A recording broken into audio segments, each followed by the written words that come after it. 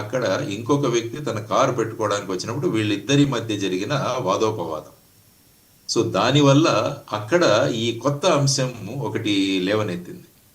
మార్వాడీలు, non మార్వాడీలు అని చెప్పేసి ఒక అంశం లేవనెత్తి దాన్ని పెద్ద చర్చనీయాంశంగా మారి సంఘంలో లబ్ధ ప్రతిష్ఠులు ఎవరైతే ఉన్నారో వారందరూ కూడా దీని గురించి కామెంట్స్ చేయడం, ఆ తర్వాత రాజకీయ పక్షాలు ఫైనల్ గా దిగుతాయి. ఏ రంగంలో అయినా కూడా రాజకీయ పక్షాలు దిగి ఈ విధంగా మాట్లాడడం అన్నది చాలా దురదృష్టకరమైన అంశం.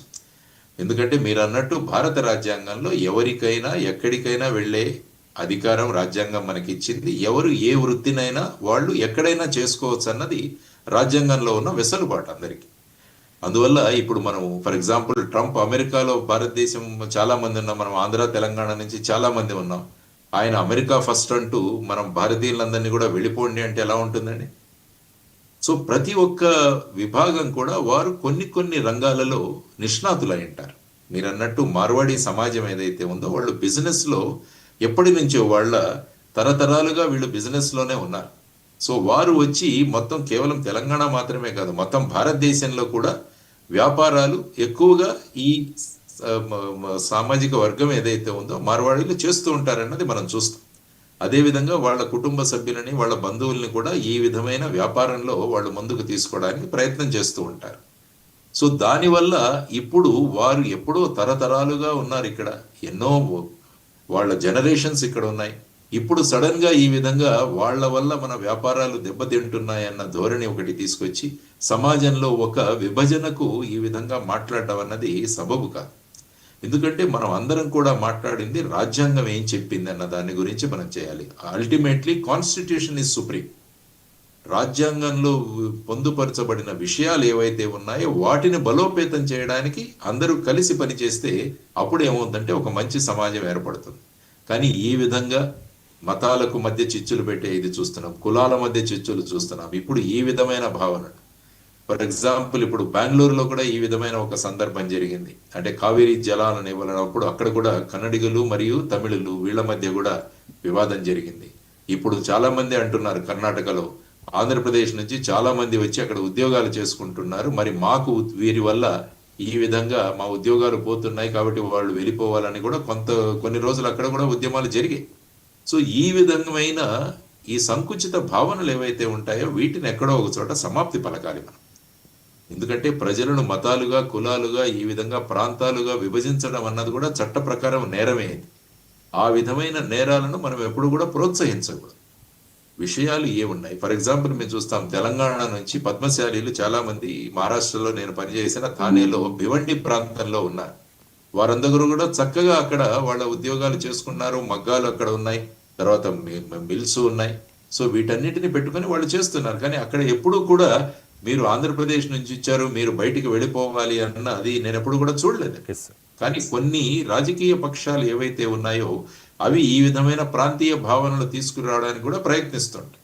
మీరు యాక్చువల్గా శివసేన గురించి చూస్తే మహారాష్ట్రలో వాళ్ళు మొదట యాంటీ సౌత్ అన్నది మొదలైంది. దక్షిణ భారతదేశం నుంచి వచ్చిన వాళ్ళు ముంబైలో ఉండకూడదు అన్నది ఆ విధంగా మొదలైంది అక్కడ వాళ్ళ వన్ ఆఫ్ ది థింగ్స్.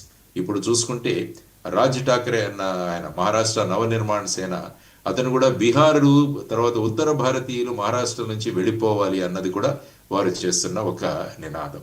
ఆ తర్వాత హిందీ భాషను మా మీద రుద్దుతున్నారు అన్నది ఇంకొకటి.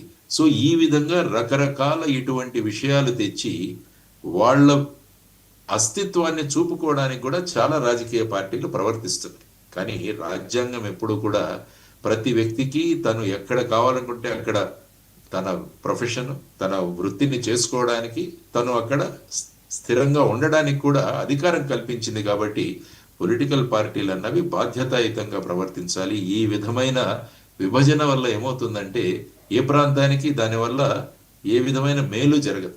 అనవసరంగా ప్రజలలో ఒక రకమైన వాదోపవాదాలు కొనసాగుతాయి.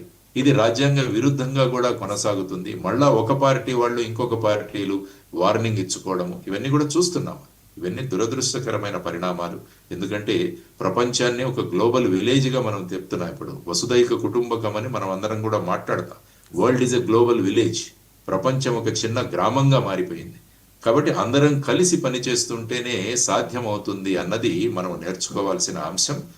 సో ఆ విధమైన పరిస్థితులు ఇప్పుడు ట్రంప్ మనకి టారిఫ్లు విధిస్తున్నప్పుడు మనం అతన్ని వ్యతిరేకిస్తున్నాం.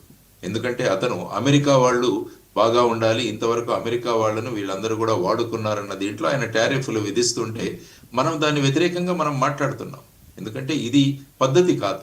ఎందుకంటే మీ మీద మేము డిపెండ్ అయి ఉన్నాం, మా మీద మీరు డిపెండ్ అయి ఉన్నారు. ఇదంతా కూడా మనం అందరం కలిసి పని చేయాల్సిన వ్యవస్థ అని మనం మన భావాలను వ్యక్తం చేస్తున్నాం. సేమ్ థింగ్ ఇక్కడ కూడా. కాబట్టి ఈ విధమైన విధానాలు ప్రజాస్వామ్యానికి మంచిది కాదు. అనవసరంగా ప్రజలను పక్కదారి పట్టించడం అవుతుంది.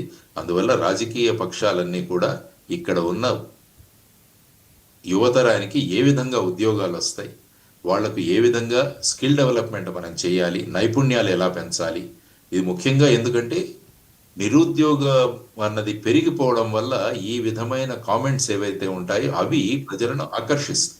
కాబట్టి ఎంప్లాయ్మెంట్ క్రియేషన్